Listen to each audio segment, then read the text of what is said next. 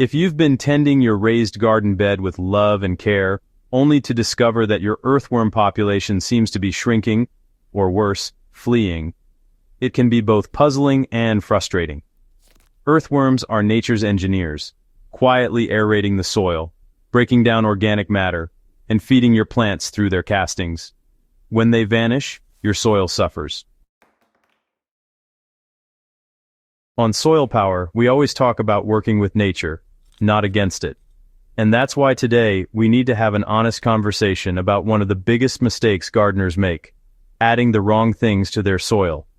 Believe it or not, certain organic or helpful-looking additions can actually drive worms away. Let's dig deep into what's happening under the surface and why worms might be packing their bags and leaving your raised beds behind. Before we tackle the what not to add, let's pause for a second and remember why worms are so critical to your garden's success. Worms create natural tunnels that help water soak in evenly and roots spread deeply. Their castings are rich in bioavailable nutrients, which means plants can access those minerals right away. Worms even help balance soil microbes, keeping bad ones in check and supporting the good guys. So, when worms start fleeing, it's a big red flag that something in your soil is off balance. And it often comes down to us, well-meaning gardeners, adding materials that sound good on paper but, honestly, wreak havoc in practice. Fresh manure might seem like a quick fertility boost for your raised beds, but, it's actually one of the fastest ways to send worms running. Why? Because fresh manure is often just too hot. It contains high levels of ammonia and salts, which can burn worm skin and make the soil downright hostile. Worms breathe through their skin, so when the soil environment becomes too acidic or salty, they're really forced to move elsewhere. If you love the idea of manure, that's totally fine. Just make sure it's fully composted. Aged, broken-down manure has neutralized ammonia levels, stabilized nutrients, and, honestly, creates the kind of rich environment worms absolutely adore. The difference is night and day, and your worm population will prove it. Here's another hard truth. Synthetic fertilizers are not worm-friendly. They might give your plants a quick nutrient fix, but they disrupt the soil's natural biology. The salts and chemicals in these fertilizers dry out soil, throw off pH, and essentially strip away the complex organic buffet worms thrive on. Worms don't eat fertilizer, they eat decaying organic matter. When the soil ecosystem becomes artificial and chemical heavy, worms lose their food source. And just like you and me, if there's no food on the table, they'll head somewhere else. Another surprising organic addition that can turn your worms off is too much wood ash or lime.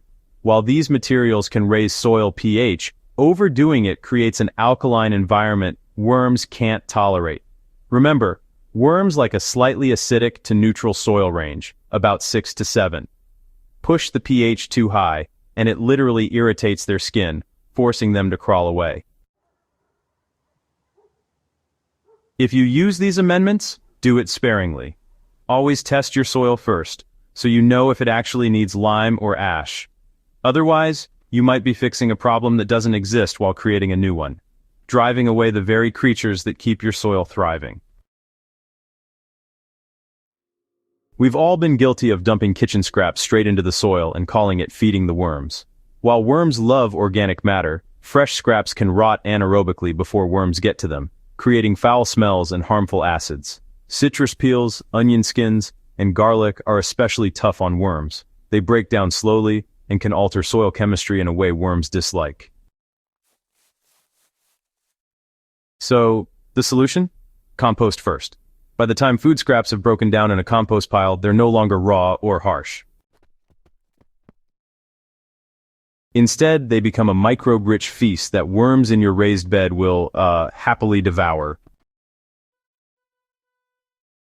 This one should come as no surprise, but it's definitely worth saying out loud. Pesticides and herbicides do not belong in your raised bed. While they might target specific pests or weeds, those chemicals don't stop there. they actually alter the delicate microbial community that worms depend on for food. And even worse, they can be toxic to worms directly. Even so-called natural sprays like vinegar or really strong essential oils can actually harm worms if they're poured into the soil. It's important to remember, just because something's natural doesn't always mean it's safe for everything in your garden. A raised bed should, really be a safe zone for all your helpful critters. So focus on natural controls, companion planting, and healthy soil practices. A balanced ecosystem is honestly the best pest control you can have, and worms are right at the heart of keeping that balance. Now, this one isn't about adding any kind of substance, but it's still one of the big reasons worms might leave your raised bed. Worms definitely need moisture, but they also really need oxygen. If your raised bed is consistently soggy, the oxygen disappears, and worms can suffocate. They'll either try to escape to drier ground, or if they're trapped, they could die off. So, it's super important to watch your watering habits. If your bed is holding too much water, you should, take a look at drainage. Mixing in compost, adding perlite, or making sure your bed has proper outlets can really help restore the balance. Worms love moist, but not swampy soil. So, what does make worms stick around? Well, the answer is simple. Gentle, natural, and well-aged organic matter. Compost is, hands down, the #1 worm magnet. Leaf mold, shredded cardboard, aged manure, and mulched straw all create the soft, damp, and nutrient-rich environment worms thrive in. Think of it like building a cozy home. If the soil feels safe, moist, and filled with food, the worms will not only stay but multiply. And that means your raised bed will continue to improve year after year without you having to buy expensive soil amendments. Every gardener has made at least one of these mistakes, myself included. Early on, I thought adding a bucket of fresh manure would supercharge my raised bed. What it actually did was chase away nearly every worm I had.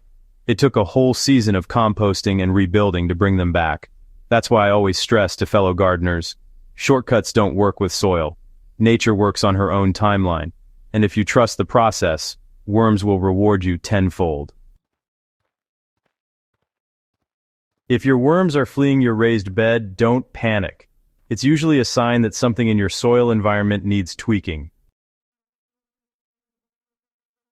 Avoid the big culprits like fresh manure, chemical fertilizers, excessive ash, or raw scraps, and focus instead on building healthy soil with compost and gentle organic matter. Worms are like an honest review of your garden. If they're happy, it means you're on the right track. And here's the thing, your soil doesn't just need worms, it needs you to pay attention, learn, and keep experimenting. That's the heart of gardening, and that's why I love sharing these lessons with you here on Soilpower. If this article helped you understand why worms might be leaving your raised beds, make sure to subscribe to Soilpower on YouTube and share this with your fellow gardeners. Together, we'll keep building healthier soil, stronger plants, and thriving gardens for years to come.